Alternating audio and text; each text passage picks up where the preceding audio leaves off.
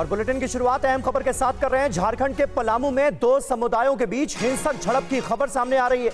महाशिवरात्रि के लिए तोरण द्वार बनाने को लेकर विवाद हुआ। दोनों पक्षों के लोगों ने पत्थरबाजी की, जमकर आगजनी हुई।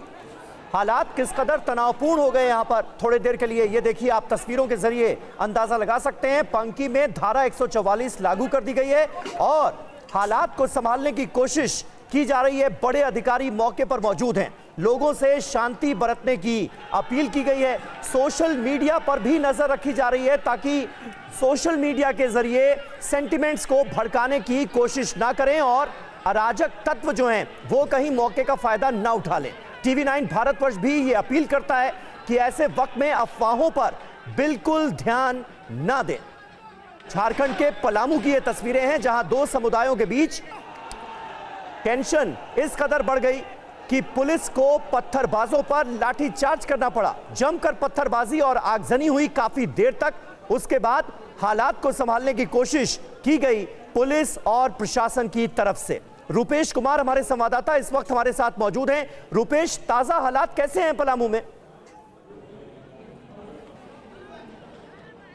देखिए, ताज़ा हालात, तनाव तो ज़रूर बरकरार है, लेकिन फ़िलहाल जो पत्थरबाजी, जो आगजनी जो हो रही थी उसमें लोग थोड़ा एहतियात बरते हुए हैं। लोगों के अंदर समझदारी जगी है। देखिए समीर, लोगों को ये समझना होगा कि आखिर इतने वर्षों से वहाँ पे महाशिवरात्रि और उसकी तैयारियाँ भी होती हैं, तोरण द्वार भी लगता है, ईद बकरीद, तमाम जो दोनों समुदाय के जो त्यौहार पर्व हैं वो सब वहाँ साथ चलते हैं। लेकिन आखिर इस सब वर्ष ऐसा क्या हुआ कि दोनों समुदाय भड़क गए, दोनों तरफ से पत्थरबाजियाँ होने लगी, तोरण द्वार उखाड़ दिए गए, जला दिए गए, गाड़ियाँ जला दी गई।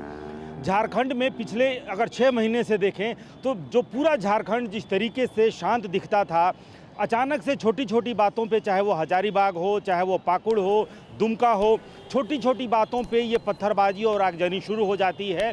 जाहिर सी बात है, रांची में जिस तरीके से घटना हुई उसमें देखा गया कि 10 ऐसे लोग हैं जिनका ड्रेस कोड सेम है और वो बाहर के प्रदेशों से झारखंड में आए हुए हैं। लिहाजा जो स्थानीय लोग हैं उनको समझना होगा कि जो सदियों से इस घटना में अभी तक क्या कार्रवाई हुई है? क्या कुछ लोग पकड़े गए हैं जिन्होंने हिंसा की? इस वक्त वहां का क्या माहौल है, क्या ताजा हालात?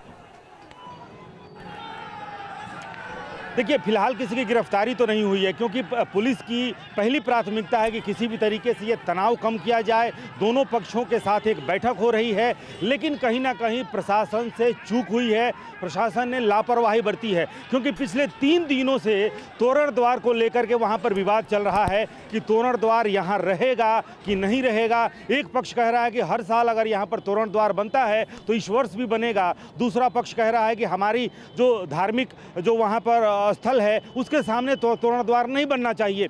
पिछले 2 से 3 दिनों से यह विवाद चल रहा था।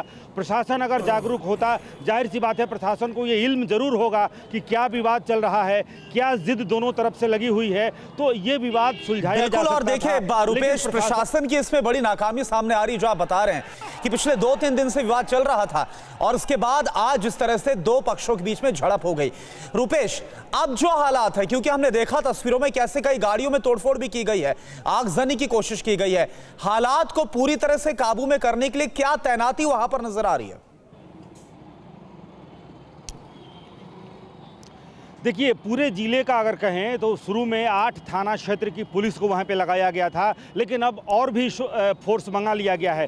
पूरे इलाके को, यानी पूरे पांकी को पुलिस छावनी में तब्दील कर दिया गया है। लेकिन मैं ये कह रहा था कि ये जो कार्रवाई जो अब दिख रही है, प्रशासन अगर जरा सी समझदारी दिखलाता, जो बैठकें आज चल रही हैं दोनों पक्षों के लोगों से बैठ करके और समझौते की कोशिश हो रही है कि किस तरीके से महाशिवरात्रि भी हो और किस तरीके से हर धर्म का जो त्यौहार हो वो शांतिपूर्ण तरीके से निपटे।